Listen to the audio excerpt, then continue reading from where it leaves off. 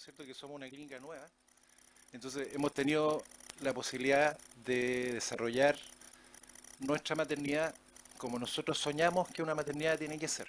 Como partimos de cero, vamos haciendo todo como nosotros realmente queremos que sea. No tenemos prácticas de antiguo, digamos, ¿no es cierto?, que cueste cambiar, en fin, simplemente llegamos, nos instalamos y dijimos este es nuestro sueño y lo queremos compartir con nuestros pacientes. Y eso es lo que vamos a intentar hacer hoy día. Bueno, para los que no me conocen, soy el doctor Eduardo Faúndez, soy el jefe de servicio de ginecología obstetricia clínica UPA. Les voy a mostrar un poco de qué se trata nuestra clínica, cuál es el proyecto, qué tipo de parto queremos que ustedes tengan con nosotros. Después nuestra matrona coordinadora Ligia Castillo va a hablarles de cómo hacemos la cesárea. Y finalmente el doctor Cristian Zárate les va a contar de un proyecto súper interesante que tenemos en términos del manejo de la infertilidad, ¿ya?, de la etapa previa a embarazarse, cuando no se puede conseguir. Estamos convencidos que somos y vamos a ser cada vez más un gran lugar para nacer, Clínica UPA. Nuestra maternidad cuenta con 12 matronas, son 6 médicos residentes de turno, tenemos ginecólogo de turno 24 horas del día, los 7 días de la semana, 32 técnicos paramédicos y 20 médicos que estamos en consulta, que abarcamos prácticamente todas las especialidades de la ginecología y la obstetricia. Estamos trabajando hoy día, bueno, la maternidad nuestra partió recién en agosto, empezamos a funcionar, a tener nuestros primeros partos. Entonces estamos con 12 camas de hospitalización, pero podemos crecer, como dice abajo ahí, hasta 66 camas a medida que las mamitas vayan aumentando en número, nuestros pacientes. Tenemos 2 salas SAIP. ¿Qué significa sala SAIP? Significa servicio de sala de atención integral del parto, ¿ya? Las mamás llegan ahí con su trabajo parto y tienen su parto en el lugar, no se mueven de ahí, en esa salita, ¿ya? Hay 4 prepartos comunes en caso de que estas otras estuvieran llenas. Tenemos también 2 pabellones quirúrgicos cuando nos toca operar. Y como les decía, podemos crecer hasta 66 camas. ¿Qué nos hemos planteado en la clínica como modelo de atención? Nosotros realmente estamos trabajando por un modelo de atención que llamamos humanizado. Tenemos claro que cualquier institución de salud quiere atender así, digamos, que donde ustedes vayan les van a decir nosotros queremos ser humanizados, en fin, queremos tratarlos bien, queremos verlos como personas, no como clientes, en fin. Pero tenemos un diferenciador en Clínica UPA. Esto realmente lo estamos haciendo y lo estamos haciendo con un sistema metodológico y científico, ¿ya? Hay mucha gente trabajando en esto desde meses antes de que la clínica abriera. Se citaron muchos grupos de pacientes, se entrevistaron, se evaluaron cuáles eran los momentos más críticos que un paciente vivía cuando entraba a una clínica y estamos trabajando en hacer que esos momentos críticos sean lo más agradables en el fondo para cuando nuestros pacientes lleguen. Por lo tanto, creemos que cuando a ustedes les toque vivir la experiencia y esperamos de todo corazón que cuando hablamos de atención humanizada ustedes sientan que estamos siendo así con ustedes. Y les voy a hablar de cómo soñamos que sean nuestros partos. Nosotros queremos que nuestros partos sean partos respetados, ¿ya? Cuando uno habla de parto respetado, se hace la pregunta inmediata, o sea, ¿qué es esto? O sea, ¿existía un parto no respetado alguna vez? Y la respuesta lamentablemente sí, absolutamente. Eh, Durante décadas, como dice ahí la primera frase, los partos de nuestras mujeres fueron partos que se llaman medicalizados, ¿ya? O sea, la mamá llegaba a una clínica o un hospital, la recibía el equipo de turno, en fin, suero, vamos poniendo oxitocina, interviniendo, haciendo un montón de cosas, dejando un poco fuera a la mamá de la toma de decisiones y de la participación de su propio parto, ¿ya? Ahora, esto en algún momento tuvo una razón de ser. Si nos remontamos al siglo XIX, al siglo XX, que es de donde tenemos estadísticas de maternidad, digamos, era una época en que se nos morían las mamás en los partos y se nos morían muchas guaguitas también. Entonces, por ahí por la década, por el año 1950, 1960, el Ministerio de Salud de Chile dijo esto se tiene que acabar, entonces nosotros vamos a aspirar a tener 100% de atención profesional del parto, ¿ya? Que se acabaran los partos en las casas, en el campo, con la partera, vecina, qué sé yo, que iba a ayudar, en fin. Porque además era una atención muy precaria. Hoy día esos modelos existen en algunos países desarrollados, pero con una capacitación, un entrenamiento que no tiene nada que ver con lo que vivíamos en esa época. Entonces se tomaron las embarazadas, se llevaron a las maternidades, a los hospitales, y se les empezó a atender el parto de parte, digamos, de los profesionales de salud. Eh, Esto trajo muy buenos resultados en términos de índice, ¿no es cierto? Mejoramos digamos, la tasa de mortalidad materna y de mortalidad neonatal muchísimo, incluso hasta los niveles de países desarrollados, pero nunca le preguntamos a las mamás cómo se estaban sintiendo, cómo lo estábamos haciendo. Teníamos muy buenos números, pero parece que la experiencia de pasar por ese estilo de atención del parto no era una cosa muy grata. Ahora, finalmente, a fines del siglo XX, digamos, en los 90 y ahora ya en el siglo XXI, en Chile y en el mundo nos hemos empezado a hacer esa pregunta, ¿ya? ¿Cómo viven las madres su parto? Porque el parto eh, es una cosa evidente lo que voy a decir, pero cuando ustedes van a tener un parto, no es como ir a una clínica a sacarse la vesícula, ¿verdad? O sea, es un evento, por eso tiene un componente, ponemos ahí, psicosocial evidente. El parto es un hito en la vida de ustedes, es un hito en la vida de sus familias, es una cosa súper potente, digamos, para el núcleo familiar, para la sociedad en general. Ha sido así en las culturas, digamos, desde siempre. El dar a luz es un evento en cualquier cultura y tiene que ser, por lo tanto, abordado como tal, ¿ya? Ya no basta con decirle, ok, usted va a venir para acá, le vamos a hacer una cesárea, su guagua va a nacer bien y usted se va a ir bien para la casa. Punto. No. O sea, yo creo que hoy día, año 2018, no nos interesa eso. Nos interesa que la vivencia que ustedes tengan cuando vengan a tener un parto, la disfruten. Ustedes, el padre del guagua, sus hijos, el resto de la familia nuclear, digamos, ampliada. ¿Ya? Por lo tanto, ahí hay un cambio evidente de paradigma y empezamos a hablar del parto respetado.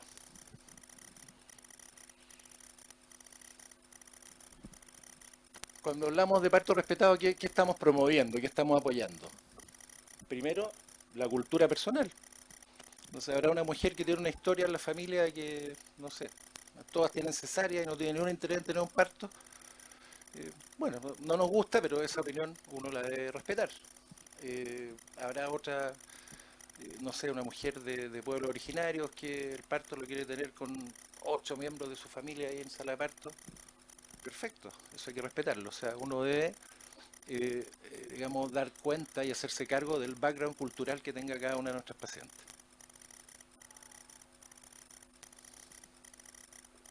Empoderamiento de la mujer y la familia en el cuidado prenatal y en el parto.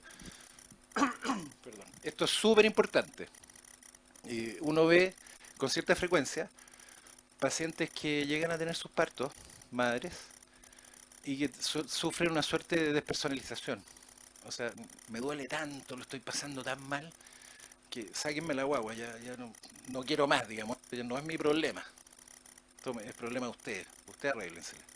Sáquenme la guagua. Eso lo vemos con bastante frecuencia. Entonces, estamos muy interesados que durante el control prenatal vayamos conversando todos estos temas, de modo que cuando lleguen a tener su parto, se den cuenta que el parto es de ustedes, es de cada uno de ustedes, no es de nosotros. Nosotros les vamos a apoyar, vamos a estar ahí, digamos. Pero ustedes son las que tienen que venir empoderadas y jugársela por su parto, ¿ya? Ese es el concepto de empoderamiento de la mujer, ¿ya? Apoyo permanente, como les digo, durante el trabajo de parto, esa es nuestra función acá. Yo le digo a los becados, a los internos de medicina, que el mejor parto es el parto en que uno no hace nada, en que uno simplemente observa, mira, desde afuera, y el parto se desarrolla de manera normal, natural, y, y lo hacen ustedes, ¿sí? Es un trabajo de ustedes. Ahora, nos pagan por eso, digamos, también, pero la verdad es que el mejor es eso, cuando uno simplemente se limitó a esperar y a estar ahí cuando se produce la expulsión de huevitos.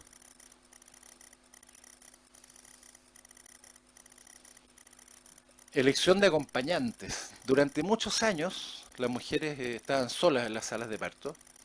Después hubo una conquista muy importante, ¿no es cierto?, en el sector público y en muchas partes, que fue que se aceptó que el papá estuviera presente. Y esto fue hace 15 años atrás, ¿eh? No, no estamos hablando de hace 50 años.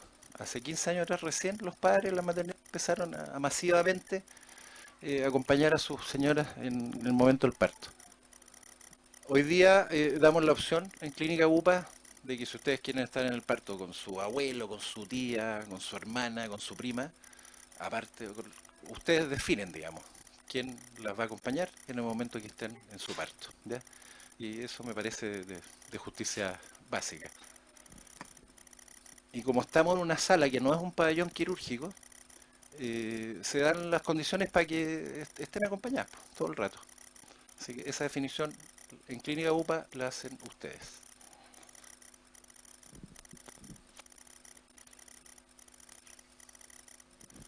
El parto respetado también involucra la elección de posición en el trabajo parto, tanto durante el trabajo parto como en el periodo expulsivo, o sea, cuando ya se está produciendo el nacimiento. También ustedes deciden, uno puede ayudar, ¿no es cierto?, apoyar, sugerir, pero es la mamá la que tiene que definir cómo va a estar, en qué posición va a estar, quiere estar sentada, quiere estar caminando, de lado, de pie, en fin. ¿Ya? Eso se conversa, se discute y nuevamente se le asigna a la madre, ¿no es cierto?, el privilegio, el derecho de decidir en qué posición quiere tener su parto. ¿Ya? Clásicamente, en todos lados se ponían las pacientes, ¿no es cierto?, de la misma forma cuando van a un control ginecológico a tomarse un Papa Nicolau, digamos. Esa era la manera de atender el parto, que sinceramente para uno, que está atendiendo súper cómodo, porque uno está sentadito, en peque, ni un problema, pero está como bastante demostrado que para la madre y para el niño no es lo mejor. ¿Ya? Lo mejor es una posición un poquito más vertical, ¿ya? O de pie, lisa y llanamente.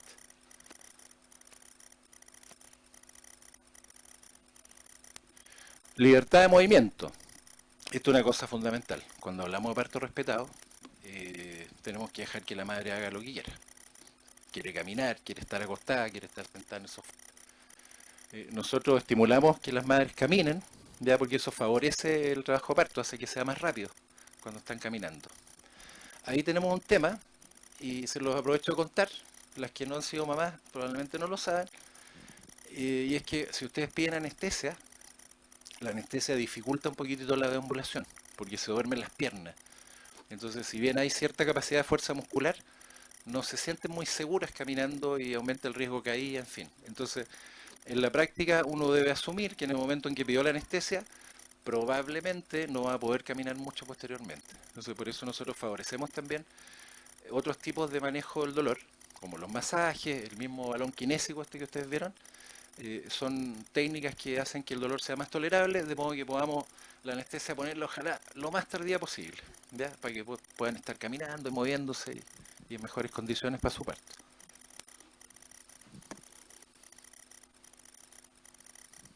Ahora, también cuando hablamos de parto respetado, rechazamos ciertas prácticas, básicamente intervenciones que no tienen ningún fundamento médico real y que se vienen haciendo durante años y que en realidad los estudios han demostrado que no sirven para nada. Por ejemplo, la rotura artificial de las membranas. ¿Saben de qué estamos hablando? La rotura de la bolsa, donde viene el huevito, que durante mucho tiempo, cuando estabas con trabajo parto, llegabas a una clínica, a un hospital, ingresabas y lo primero que hacíamos era, pum, romper las membranas. ¿Por qué? Porque decíamos que eso aceleraba el trabajo parto y que íbamos a andar mejor. La verdad que muchos estudios demuestran que eso no es necesario. Todo lo contrario, cuando uno rompe las membranas, ya te pones un horizonte de horas en que tiene que producirse el parto, porque si se demora mucho más, aumenta el riesgo de infección de la guaguita. Entonces hoy día no rompemos las membranas. Las rompemos al final, cuando ya va a producirse el parto. ¿Ya? Inducción sin indicación. Esto yo tengo que hacer un mea culpa. Nosotros como gremio de ginecólogos, los médicos, por años fuimos un poquito cómodos y no nos gustaba atender un parto el fin de semana, o en Navidad o en Año Nuevo, y planteamos muchas veces, ¿no es cierto?, citemos antes, para que tener parto el 24, mejor hospitalízate el 22 de la mañana y te hacemos una inducción. Y el 24 estás en tu casa para la Pascua. Lindo, digamos. Pero ese tiene el problema de que muchas veces las inducciones fallan y terminas haciendo una operación cesárea que nunca fue necesaria en el primer lugar, sino que se tuvo que hacer a raíz de que hiciste una inducción que no tenías para qué hacer. ¿Ya? Nosotros esa política no la aceptamos, es decir, tenemos un protocolo rígido en relación a las inducciones. Aceptamos solo inducciones que tengan una estricta indicación médica, una real necesidad. Por ejemplo, un guaguito que está con alguna enfermedad que hay que sacarlo, porque si sigue adentro le puede pasar algo, ¿se fija? Pero inducciones por inducciones, para nada. Ayuno durante el trabajo parto, esta es una de las cosas más terribles yo creo que hicimos durante décadas.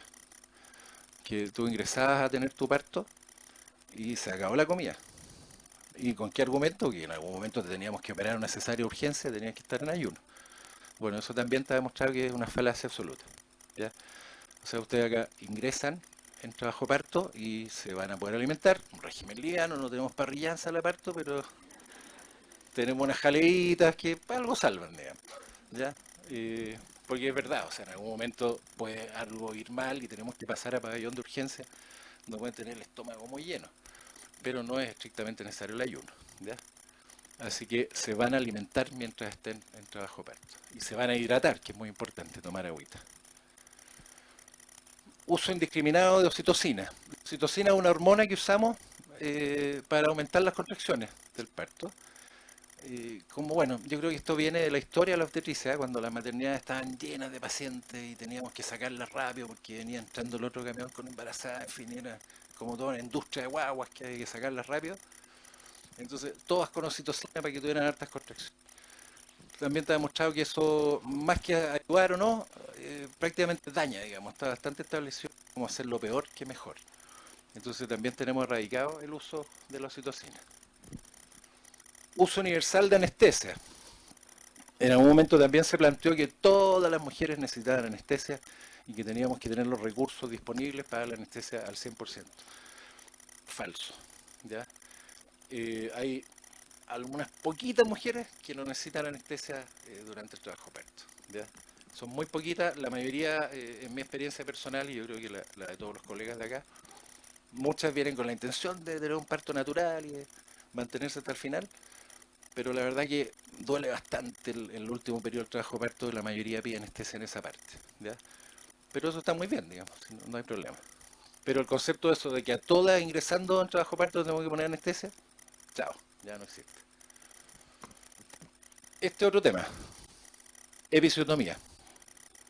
Hasta el año 2004-2005, parto vaginal igual episiotomía. ¿Sabes lo que es la episiotomía?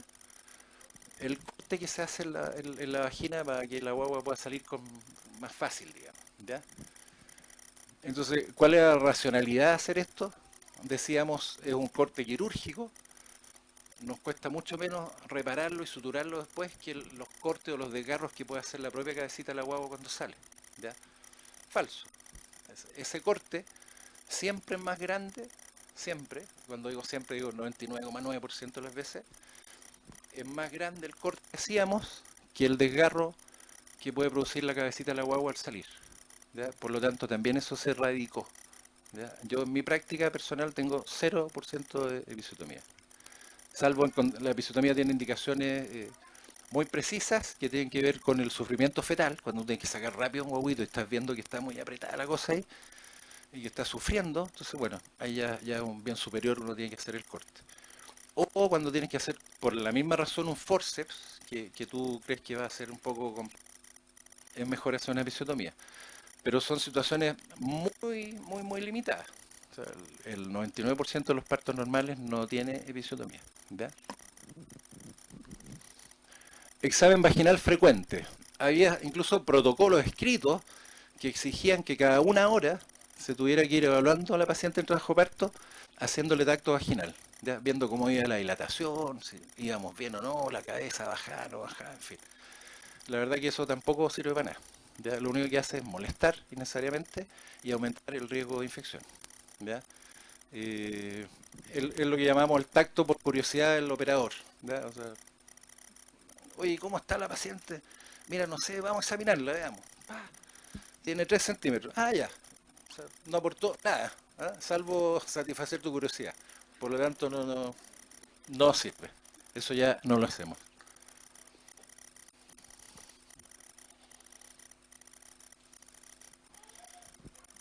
¿Y qué pasa cuando estamos en, ¿no es cierto?, toda esta onda de partos respetados, felices, contentos, vamos bien, pero en algún momento algo puede ir mal y el parto no resultar y tenemos que hacer una cesárea. También nos hemos esforzado en hacer que la cesárea sea humanizada con unas tremendas comillas, porque la cesárea es una técnica quirúrgica artificial, por lo tanto no tiene mucho humano, ¿verdad? Pero tratamos de hacerla. Yo les voy a mostrar una parte de cómo hacemos nuestras cesáreas. El parto no lo puse porque es un poco más íntimo, en fin, no les puse video de eso, pero la cesárea, cómo tratamos de humanizarla, ¿ya? Esta parte tiene que ver con la parte del nacimiento y Ligia después les va a mostrar cómo hacemos el apego, ¿ok? Vamos.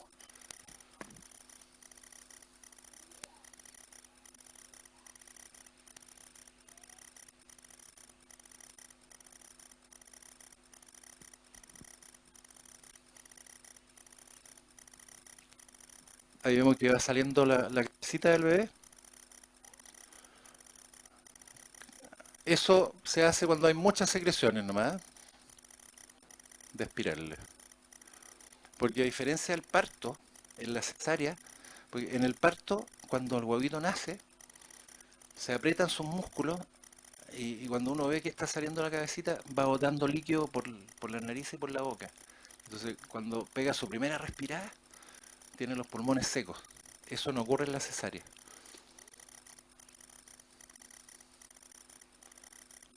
Entonces, ¿cuál es la diferencia entre lo que nosotros queremos hacer acá y lo que se hace normalmente? Normalmente el cirujano toma la guagua, la tracciona, la tira, la saca en una carrera por terminar rápido.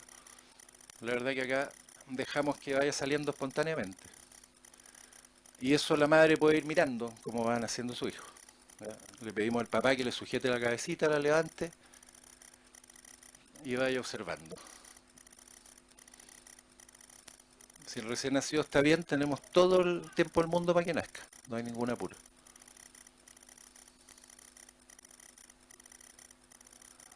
Entonces, la propia contracción uterina va expulsando huevitos hacia afuera.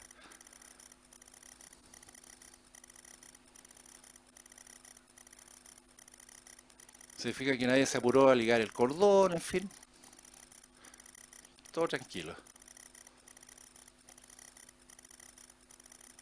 Y eso hace que la transición, ¿no es cierto?, entre el ambiente intrauterino y electrauterino sea más relajada, más calmada para huevito. Y ahí está el apego, que eso se los va a mostrar Ligia después.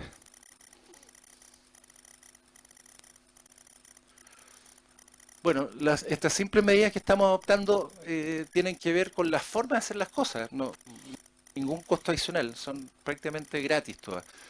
Y estamos convencidos de que van a asegurar una vivencia mucho más grata cuando vengan a tener su parto. Estamos trabajando firme desde que llegamos acá para que esto sea así. Hemos tenido inconvenientes, las cosas a veces no van bien en medicina, y cuando no van bien hay que estar preparados y sentimos que tenemos un gran equipo. Está el doctor Iván Casas acá, que es el jefe de la neonatología. Tenemos una tremenda neonatología para apoyarnos cuando los recién nacidos tienen algún problema. Así es que, bueno, estamos trabajando firme en equipo. Y en definitiva, ¿qué es lo que esperamos? Que nuestras madres y sus hijos tengan vidas más largas, sanas y felices. Eso es. Muchas gracias.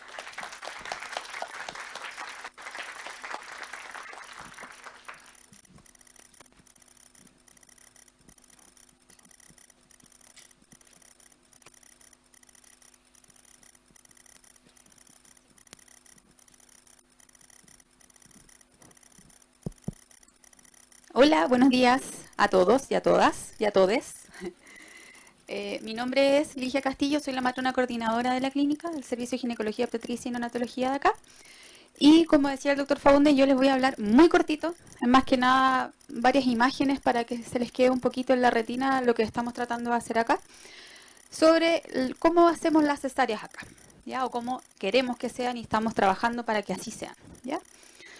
Entonces partimos con esta frasecita que es muy bonita, pero es muy cierta también, que lo que estamos tratando de hacer es humanizar la forma de nacer, ¿ya? Esa es una foto real de nuestra cesárea que hemos tenido acá.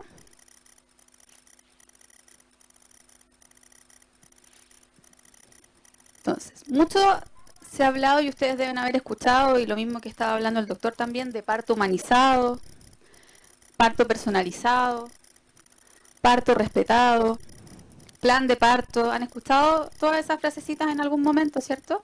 Algunas deben ya tener su plan de parto más o menos definido, lo que quieren hacer. Pero ¿qué pasa con la cesárea? ¿Qué pasa si nos tenemos que enfrentar a esto? Porque obviamente hay situaciones en las que nos tenemos que ver enfrentados a esto, por mucho que nosotros queramos un parto, ¿cierto? Pues también existe la cesárea respetada, ¿ya? ¿Cómo logramos una cesárea respetada o en qué consiste una cesárea respetada? ¿Qué condiciones tenemos que tener? ¿A dónde queremos llegar? Es lo que yo les voy a contar ahora muy cortito. Primero, una cesárea respetada tiene que ser una cesárea necesaria, ¿cierto? También deben haber escuchado el término de cesárea innecesaria. Entonces, la primera condición es que sea una cesárea necesaria, que se justifique, para que podamos partir desde ahí con el empoderamiento de ustedes como pacientes con su parto, ¿cierto? ¿Quiénes son los protagonistas de este evento? Que si bien es un evento quirúrgico, donde uno piensa, ¿me tienen que operar? ¿Los más importantes acaso los cirujanos? No, los protagonistas siguen siendo ustedes. Usted embarazada, su acompañante y obviamente su guagüita, ¿cierto? Y el rol del acompañante es muy importante en esta cesárea también. Al igual que en cualquier trabajo de parto, acá también el acompañante juega un rol fundamental con ustedes. ¿Cuáles son los grandes hitos o eventos que nosotros vamos a ver para lograr esto? Una paciente que está completamente conectada con el medio, ¿ya? No hay una paciente dormida, no hay una paciente que está con una anestesia que no le permita lo que está pasando.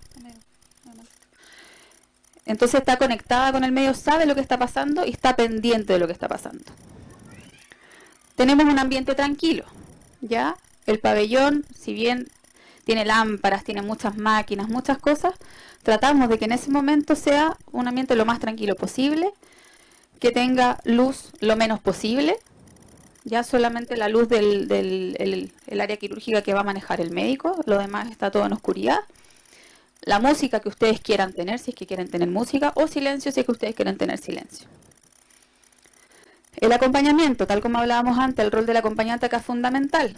El acompañante no entra a mirar el corte que están haciendo o cómo están operando, no. El acompañante entra, igual que en un trabajo parto, a estar con ustedes, a darle hacerles cariño, a estar con ustedes todo el rato, ¿ya? Y mirando lo que está pasando, que es el nacimiento de su hijo, ¿cierto? O quien sea que las acompañe, si es la mamá o el papá o quien ustedes decidan.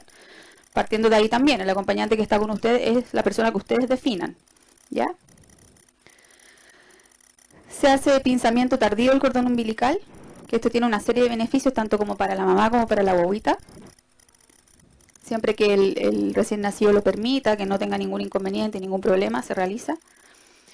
Y algo que es muy bonito, que por mucho tiempo se perdió en la cesárea, no se hacía, y nosotros estamos tratando de instalarlo en las cesáreas que nosotros hacemos acá, que es el apego.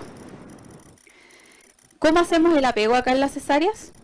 No es que la bobita sale, se corta el cordón, se la pasan para que le dé un besito y se la llevan, ¿ya? Si el recién nacido nace en buenas condiciones, realizamos un apego de verdad, ¿ya? ¿Cómo se hace esto? Bueno, ahí está saliendo un bebé. No, vamos a ver en otra foto algo que les voy a mostrar. Esperen un poquitito. Este tiene puntero, ¿no? Sí. No, no funciona. ¿Sí? Uy, yo no lo veo. Es que no sé dónde estoy apuntando. Bueno, yo les quiero mostrar algo que a simple vista no lo van a ver. Ya, aquí la bobita recién el doctor está ayudándola a salir. Y fíjense que acá atrás está la matrona, que es muy buena moza. Está el papá. Está la mamá. Y la mamá, si ustedes se fijan, no está tapada por ningún paño en ese momento. La mamá y el papá están mirando cómo está saliendo su hijo. O sea, está completamente conectada con lo que está pasando y están siendo protagonistas, como yo les decía, de su momento, ¿ya? Aun cuando tuvimos que hacer una cesárea en esa situación. Pero ellos están siendo los que manejan el momento y los protagonistas de ese momento. Se los tuve que mostrar porque sabía que a simple vista no lo iban a notar.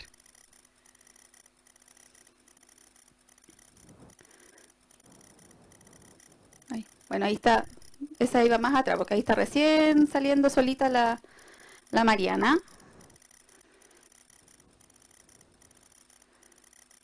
Y una vez que sale, como mostraba el video anterior, por sus propios medios, que eso también lo ayuda al recién nacido a simular un poco el proceso que tiene por parto normal, que como decía el doctor, lo ayuda a adaptarse un poco mejor al medio.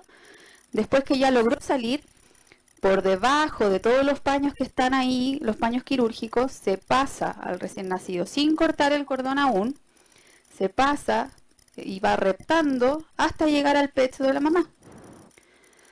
La mamá, que inicialmente puede estar con los aparatos de presión, con su vía venosa, la vía venosa siempre en la mano que no domina, o sea, con la contraria a la que escribo, la que manejan principalmente, se suelta de los aparatos que la están monitoreando y se permite que se mantenga con su recién nacido, ella tomándolo en contacto piel con piel.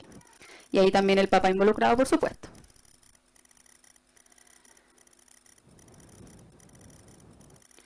Ahí están. Ella la tiene tomada, todavía está en la mesa quirúrgica, no ha salido de ahí, o sea, el doctor sigue operando, todo ese rato el doctor sigue operando, y ella está con su recién nacido, haciendo su apego. Todo ese momento están ahí, todavía no se le ha hecho nada al recién nacido, no se ha despegado de la madre, toda la atención se está difiriendo para lograr este momento que es, yo creo que lejos de lo más importante que uno espera tener cuando está esperando el parto. O sea, lo que uno más quiere es que nazca para poder tenerlo aquí y que nadie más te lo saque nunca más. Ahí tenemos otra pacientita, lo mismo. Ahí se ven los pañitos celestes, entonces la guaguita pasa desde la cesárea, desde la guatita, hacia el pecho materno y se queda ahí con la mamá. Regalonean y lo ideal es que ahí mismo se realice la primera lactancia, o al menos el primer intento de succión del recién nacido al pecho. Se hace ahí mismo. Ahí están, súper contentos.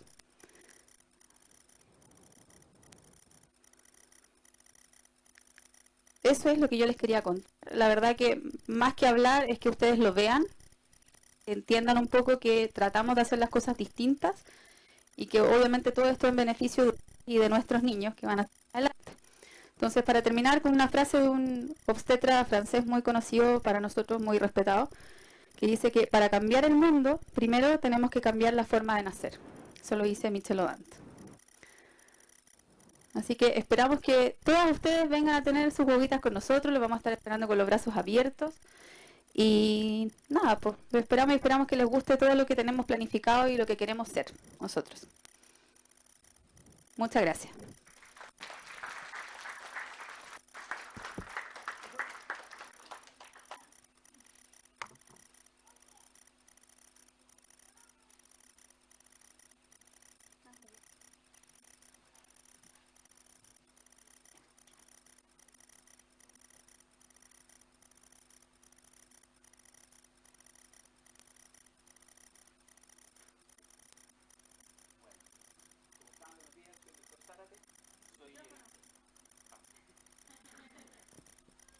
Aló, ya.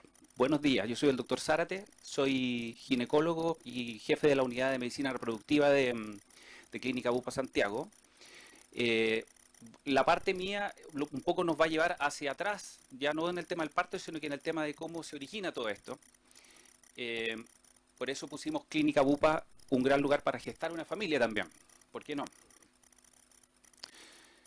Ahora, ¿qué tiene que ver la Fernanda Urrejola con todo este cuento? La verdad es que probablemente la vieron en televisión, algunos de ustedes. Lo que ocurrió es que ella llegó a un momento de su vida, alrededor de los 35 o 36 años, en que decidió no hacer lo que tradicionalmente o culturalmente la sociedad chilena, su familia le decía, que tienes que ser mamá, tienes que tener hijos, tienes que casarte, etcétera, sino que estaba profesionalmente muy activa, estaba muy exitosa y decidió ella diferir, postergar el momento de su maternidad y congelar sus óvulos. Y eso lo hizo público, lo puso en Instagram, pasó por los matinales y mucha gente, y logró que mucha gente, muchas pacientes se informaran sobre esto, mujeres en su rango de edad, y que siguieran su camino. Por otro lado, si ustedes se fijan, tienen ahí una pareja de recién casados que están felices, contentos, muy entusiasmados, pensando en que sí, ellos sí quieren formar una familia en este minuto. Y lamentablemente se estima que una de cada 5 parejas va a tener problemas para concebir naturalmente. Hoy día vamos en eso. 10 años atrás era 1 de cada 10, ahora vamos en 1 en cada 5 y vamos a llegar en las próximas décadas a 1 en cada 3 parejas. O sea, las consultas de los doctores que trabajamos en medicina reproductiva están cada día más llenas de pacientes buscando esto. Básicamente, las problemáticas o los factores que influyen son la postergación de la maternidad, el aumento de enfermedades de transmisión sexual y el incremento de la obesidad. Y si a eso le sumamos el tabaquismo, la cafeína, el alcohol, el estrés psicológico propio del santiaguino, de las drogas recreacionales e ilícitas como marihuana, cocaína o contaminantes ambientales, se va generando un cuadro en el cual aquí les quiero mostrar la sala de espera de un doctor de medicina reproductiva. Ustedes ven aquí a Ana y Andrés, que son una pareja joven, que llevan probablemente menos de un año o cercano a un año de tiempo de exposición, buscando el embarazo. Pero tienen también a Berta y Bruno, en el cual hay una diferencia, ¿no es cierto?, importante. Les voy a pedir que se acuerden de Berta y Bruno y de Carla y Carlos, ¿ya?, de esta señorita con este caballero. Acuérdense de eso, de esas 2 parejas, porque más adelante los vamos a retomar. Y quizá el mayor desafío para los médicos de fertilidad son Daniela y Danilo, que son aquellos que vienen a buscar la 4ª o 5ª opinión. Han pasado por múltiples tratamientos, están muy estresados, muy cansados con este tema, y lo único que quieren es llevarse una guaguita para la casa. Ahora, lo bueno de esto, la buena noticia, es que el 80% de toda la problemática de fertilidad se resuelve con tratamientos de baja complejidad, como es la actividad sexual dirigida o la inseminación artificial homóloga, que nosotros vamos a tener la disponibilidad en Clínica Bupa. La inseminación artificial es una técnica que consiste en depositar espermatozoides de una forma no natural en el aparato reproductor de la mujer en su periodo ovulatorio con el objetivo de lograr una gestación. O sea, lo que hace, si ustedes se fijan aquí dice expreso inseminación intrauterina. Lo que hace en el fondo la inseminación es acercar los espermios lo más cerca posible al trayecto que tienen que recorrer para encontrar el óvulo, que es ese que está ahí arriba, ¿no es cierto? Y de esa manera dejan los más capacitados, los que están en el fondo en mejores condiciones para fecundar, más a la mano de fecundar al óvulo. Pero esto, que parece algo muy sencillo, requiere de un equipo compuesto por médicos, por matronas, por biólogas que trabajan en el laboratorio y por un psicólogo. Y lo más importante, el enfoque tiene que ser para trabajar con excelencia y humanidad. De nuevo, incluimos este enfoque como humano, donde la problemática biológica importa, pero también va a importar también los aspectos psicológicos y los aspectos emocionales de las parejas. Y va a haber un grupo de cerca de un 20% que va a requerir tratamientos más complejos, como el caso de la preservación de la fertilidad de la Fernanda Urrejola, ¿cierto? Como el caso del caballero que estaba en la sala de espera, que no le había contado a su mujer que en realidad él se había hecho una vasectomía años atrás y lo que necesitaba era una técnica para poder revertir eso.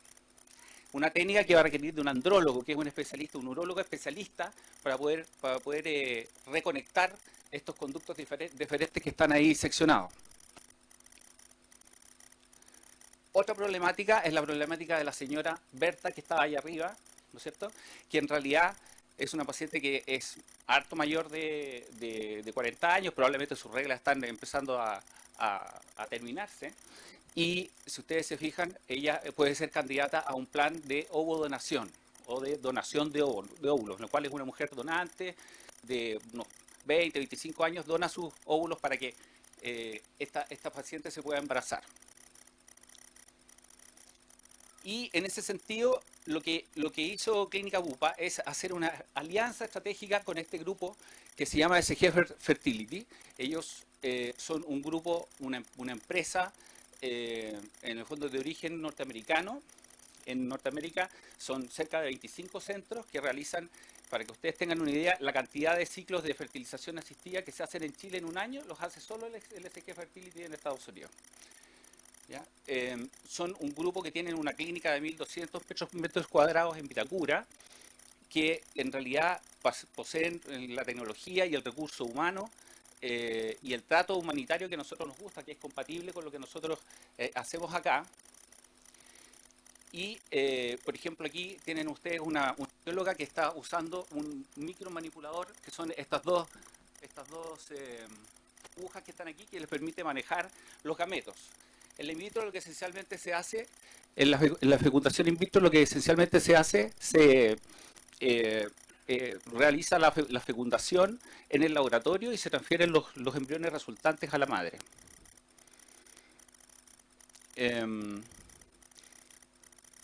A modo de conclusión, en Clínica Bupa Santiago acompañamos a nuestros pacientes en su deseo de ser padres, trabajamos con excelencia y humanidad en un ambiente de confianza y calidad, y nuestro compromiso es proveer un cuidado que contemple tanto los aspectos médicos, pero también emocionales de la infertilidad a través de una atención personalizada y cercana a nuestros pacientes. Muchas gracias.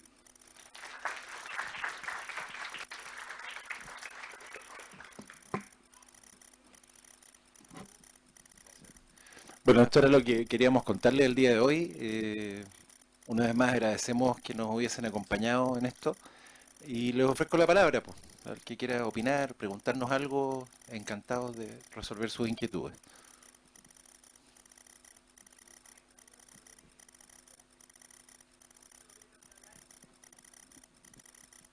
Cristian.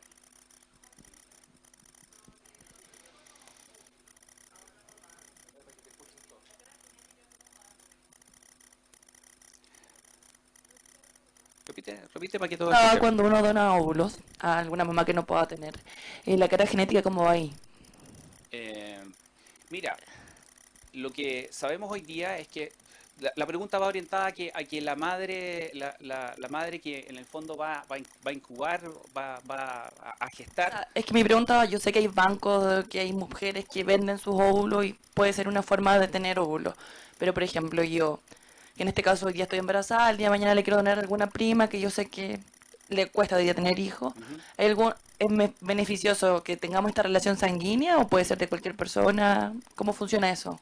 Lo que se hace habitualmente ahí un test de compatibilidad entre la donante y el esposo de la paciente, porque al final se van a unir los gametos de la donante con los espermios del esposo.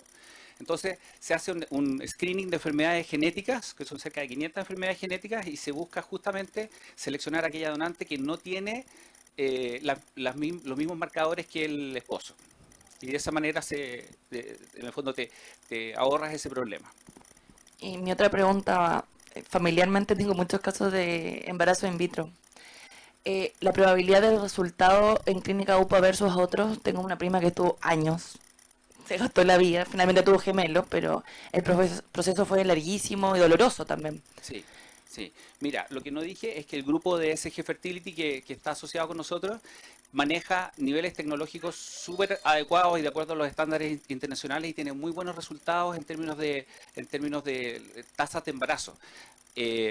Ahora, en la in vitro, en general, se acepta un porcentaje de éxito de alrededor del 30% por ciclo que uno efectúa. ¿Ya? Más o menos ese es el porcentaje. ¿Alguien más? Hola, buenos días. Yo tuve una primera cesárea hace 15 años, tiene mi hijo hoy día.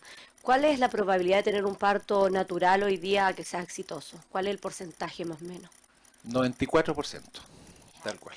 Esa es muy alta la probabilidad. Si la causa de la primera cesárea no fue una causa permanente, por ejemplo, que estuvieras operada de displasia cadera, por lo tanto no tienes un problema en la pelvis, en fin, en los huesos. Fue por dilatación en realidad. Entonces fue una causa que ocurrió en esa cesárea, uno no tiene por qué asumir que va a ocurrir en la siguiente. Cuando ustedes tienen una cicatriz cesárea, tienen una excelente probabilidad de tener un parto natural o normal, digamos, vaginal, al embarazo siguiente. Cuando tienen 2 cesáreas previas, sonamos. Ahí ya la tercera tiene que ser cesárea sí o sí.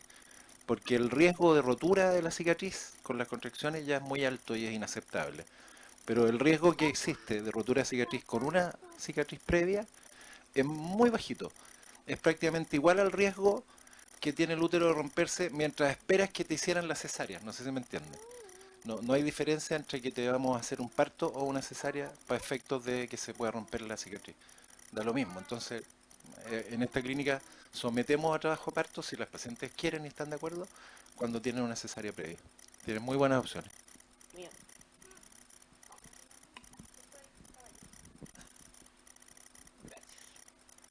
Mi consulta es si Clínica Bupa cuenta con sala integral de parto ahora o si se plantea la opción de que haya más de una sala integral de parto, porque pasa mucho que depende como del stock del momento el uso de esta sala integral para las pacientes.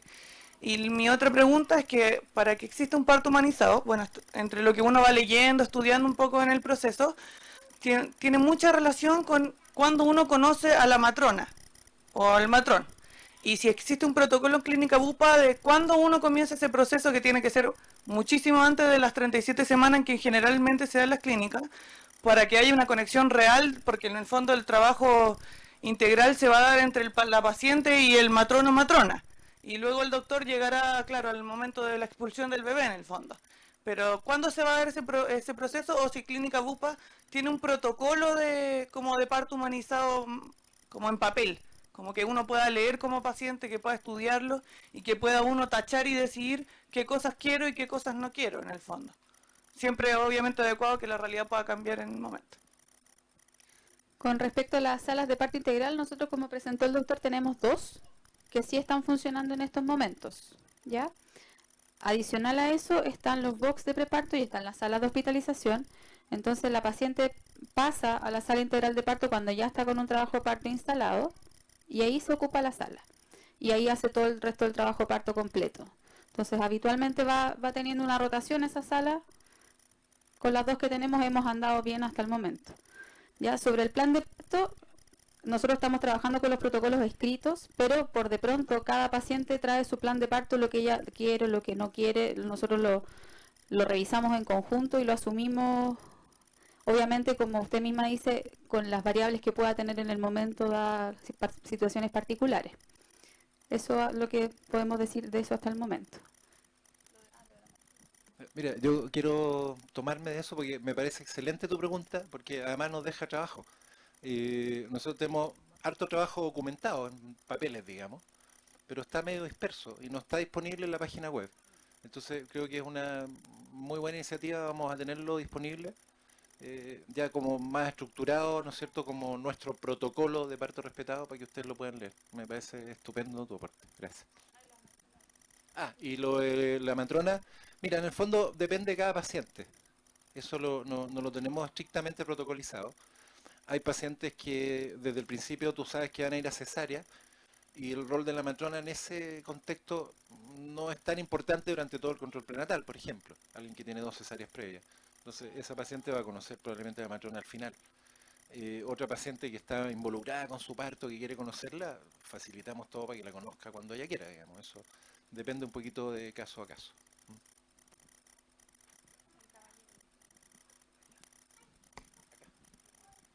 ¿A dónde?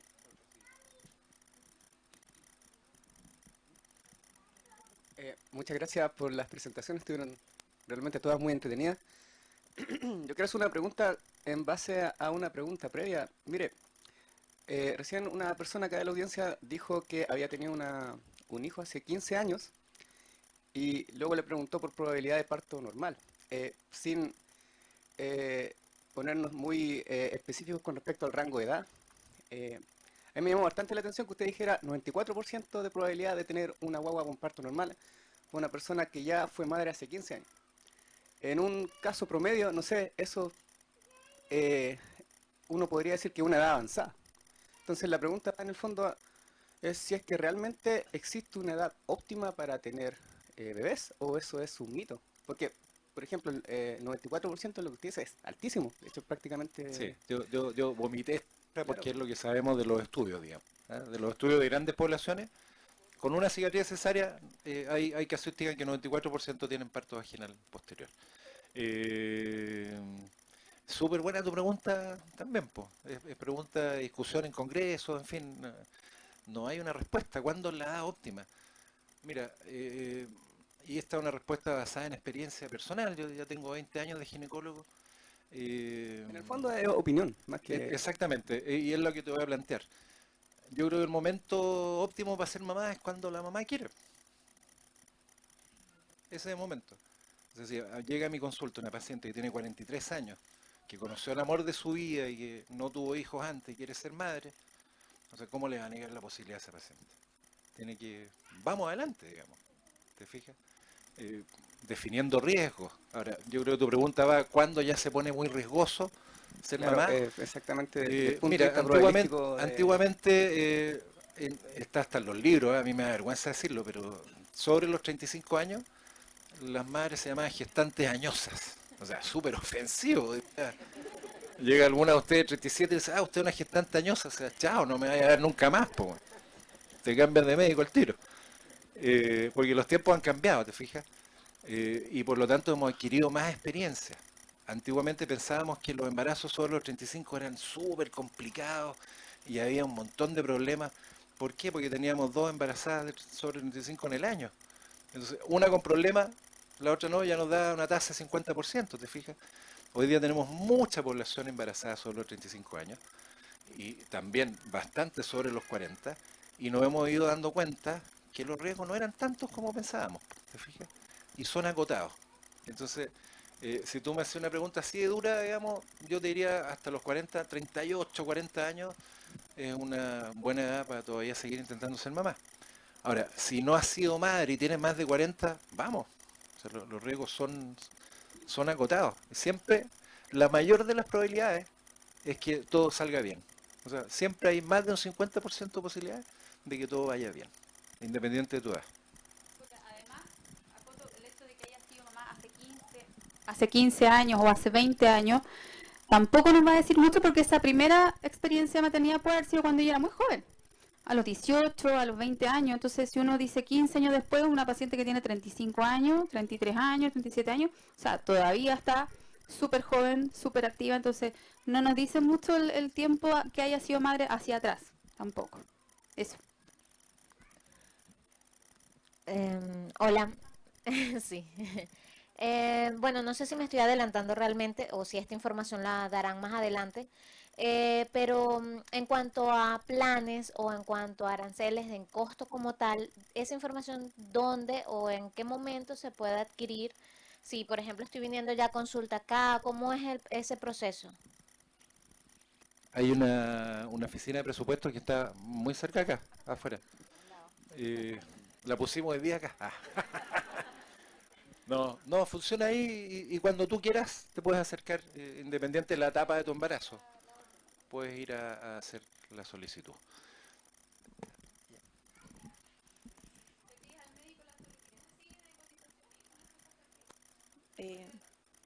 Sobre la misma consulta que hizo el joven, si más adelante, no sé, tengo 43, 44, 45 años y quiero ser mamá con mi pareja, o sea, queremos ser padre con mi pareja, también hay un examen como para ver si todavía mis óvulos y todo están en condiciones para, como para que no haya problemas derivados de la edad avanzada.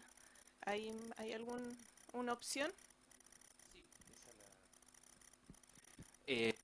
La idea es que la reserva ovárica, decimos nosotros, o sea, la cantidad de folículos y de ovocitos que la mujer tiene, es definida durante la vida. Nace con una cantidad única de ovocitos que se va disminuyendo y sobre todo después de los 35 y sobre todo después de los 40 años.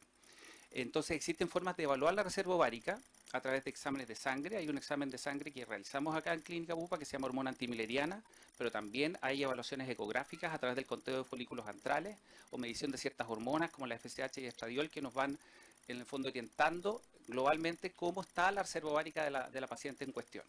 Por otro lado, hay que acordarse que después de los 40 años el riesgo de tener un niño que tenga alguna anomalía, por ejemplo genética, por ejemplo síndrome de Down, es un poco más alto que si uno ve a esa misma mujer a los 20 años. Entonces uno tiene que analizar un poco los riesgos y los beneficios de, en el fondo, seguir adelante con un embarazo usando los óvulos propios o optar derechamente por la ovodonación. Y evaluar la reserva ovárica en todos los casos, porque ese es un elemento que también nos va a orientar a cuáles pacientes responden mejor a las terapias de estimulación o no. Hola, buenos días. Bueno, yo tuve un embarazo y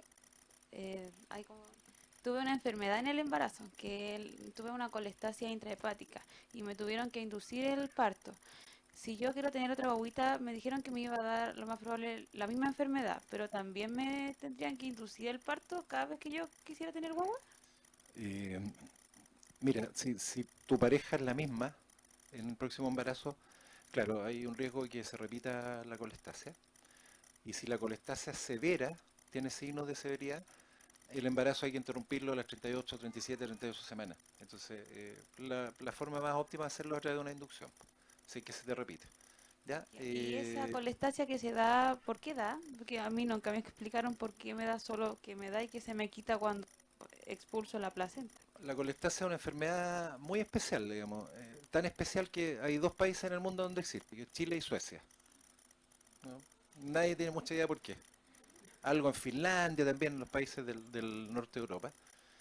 En Chile existe cada vez menos, también espontáneamente ha venido disminuyendo, y tiene que ver con un trastorno en el metabolismo de las sales biliares del hígado, ¿ya?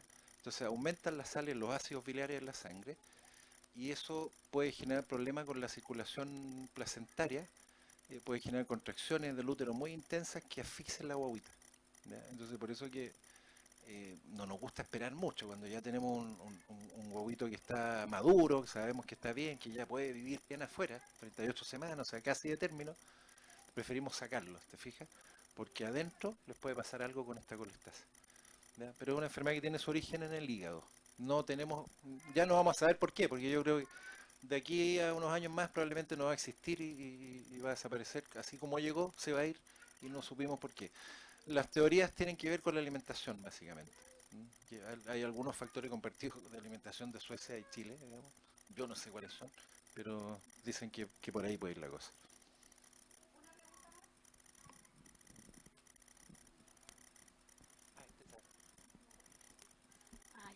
Buenos días.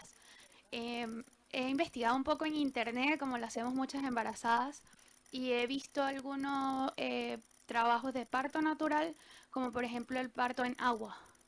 Estuve buscando en internet y ustedes no sé si lo practican, me gustaría, me atiendo con el ginecólogo acá, y dije voy a preguntarlo en la próxima consulta, porque la verdad me llama bastante la atención. Me parece no tan traumático, no soy médico. Pero, ¿qué planes tienen alternos de otros tipos de parto que no sea natural o tomar en cuenta ese de agua? Mira, el parto en el agua es un parto muy bonito, es cierto. Yo tuve la experiencia en Brasil de asistir a una casa de parto donde había ginecólogos y matronas que hacían parto en agua. Y tiene un problema sanitario desde mi perspectiva, ¿ya? Y es por lo cual nosotros sinceramente no le hemos puesto mucha fuerza para tenerlo acá. Podríamos en algún momento a lo mejor plantearnos tener una sala como para eso si alguna paciente quiere, pero aquí voy a ser bien crudo lo que voy a decir. Cuando tú estás en el momento del expulsivo del parto, y estás pujando, también emites deposiciones, ¿ya? Y eso en un parto normal, digamos, tradicional, es bastante fácil de manejar el tema. Cuando está en el agua es un poco más complicado. De hecho, el parto que me tocó ver en Brasil, había un técnico ahí que estaba cerca con un colador, y cuando aparecían flotando los sacaba. Entonces, la verdad me pareció una buena experiencia para la mamá probablemente, pero con poco glamour, la verdad, ¿qué te digo? Pero es algo que podemos plantear, sí. Habría tal vez que hacerle enemas previo a todas las pacientes y ya también te instrumentalizan más. O sea, se hace, es verdad que se hace, pero tiene sus problemas como este tipo. ¿Ya?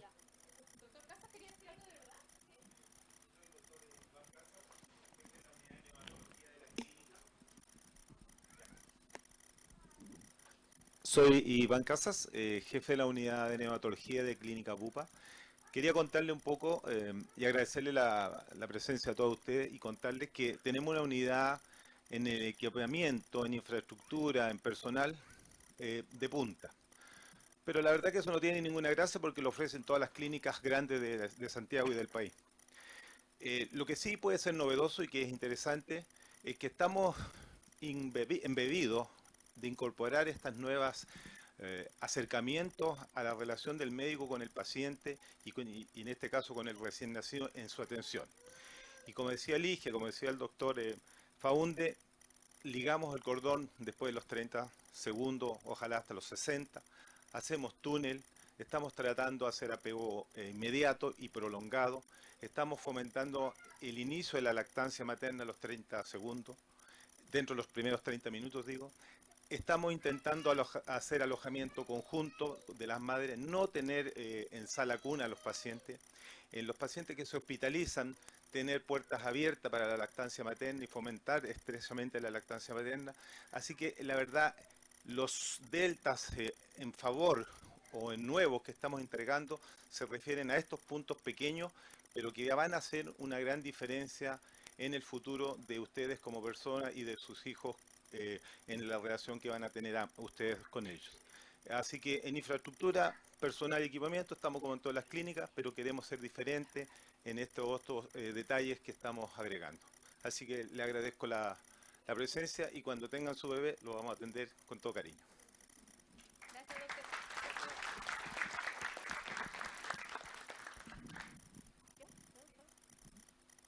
Una última pregunta. Sí, bueno, de acuerdo a la infraestructura también. Las salas, no sé si la habrán preguntado, la verdad no estaba atenta, pero las salas de preparto, leí que eran 4 que son compartidas. ¿Qué tal es ese compartimiento? Porque para mí, por ejemplo, yo tengo 2 partos anteriores y es sumamente desagradable estar con mujeres, por ejemplo, que están gritando, que están, no sé, que su pareja también está, no sé, histérico, etcétera, etcétera. Entonces, claro, en ese momento donde uno lo que más necesita es relajación y estar como solo, etcétera, tranquilo, escuchar eso en caso de que las salas SAIP estuvieran ocupadas. Yo en mi parto anterior, por ejemplo, estuve en sala SAIP. Es maravilloso. Pero claro, no teniendo esa suerte, que además es, claro, exactamente la suerte de la olla, si hay justo ese día 10 partos. Ojalá. No sé si puede pasar más adelante, yo voy a tener mi guaguita en mayo, pero claro, eso me da un poco de susto, cómo es ese compartimiento de la sala de preparto. Como yo le respondí a la otra niña hace un ratito, tenemos las 2 salas de parto integral y están los box de preparto justo al lado de las salas de parto integral, están ahí mismo, ¿ya? Y estos box de preparto los ocupamos más que nada como una recepción en espera de en caso que estuviese ocupado. Ahora, si tenemos las 2 salas de parto ocupadas y hay un tercer trabajo de parto, que va a estar con su matrona igual, nosotros lo tratamos de manejar en sala, en su pieza, solitos, con su acompañante, hasta que ya se haga absolutamente necesario tener que bajar, ¿ya? Entonces, en ese momento recién vamos a bajar y vamos a ver la disponibilidad de sala y todo. Y efectivamente puede que pase en algún momento que tengan que pasar algún periodo de tiempo en este preparto que está afuera, a espera de que se desocupe la sala, pero va a ser quizás un lapso más corto, tampoco va a estar con 3 pacientes al lado, va a ser un momento más bien de transición.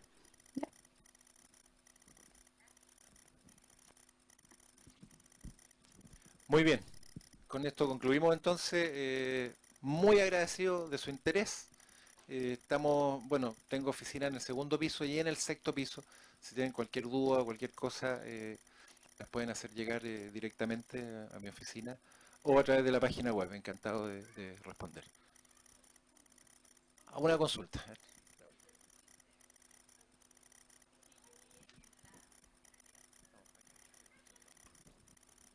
Que a mí me gusta mucho el tema es mi primer parto y me asusta mucho el tema porque me carga la sangre. Y había visto y investigado mucho por el tema de los partos que son como de relajación y todo eso. Vi que ustedes lo tienen, personalmente no conocía esta clínica. Me costó un mundo llegar. yo he visto que en el Bicentenario te dan la opción de tener el bebé en la camilla o afirmado de unas cuerdas tipo como de sostener, porque es más fácil de expulsarlo. A mí me asusta mucho porque mi mamá siempre tuvo parto seco y fueron hemorragia, estar hospitalizada un mes, y eso a mí me aterra de solo pensarlo. ¿Ustedes tienen esa opción de que uno escoja dónde quiere tener el bebé, si lo va a tener en la camilla o afirmada de algo? Porque a mí en lo personal me gustaría siempre en una cuerda afirmar que es mucho más rápido que caiga que estar acostada que uno esté empujando. Yo Sí, siento mira, que es más rápido. tenemos una camilla que puede ponerse en un montón de posiciones. ¿Ya? Por eso una de las cosas importantes del parto respetado poníamos ahí la posición de la paciente. Ustedes eligen. Una cuerda no tenemos, digamos, pero tenemos la posición, la forma de ponerlo completamente vertical para que tú estés parada y tiene un arco del que te puedes afirmar, digamos. No una cuerda, pero tiene un arco.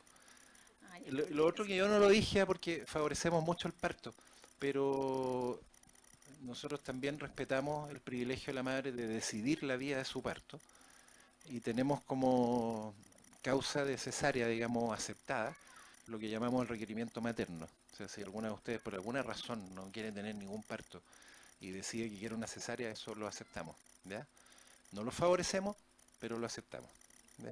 Y el trámite se hace enviando un mail al jefe de servicio donde ustedes explican sus razones y nada más que para respaldo nuestro, digamos, pero se acepta como causa. No, eso es indicación médica, está definido de antes, exacto. Sí. Bien. Muchas gracias por venir.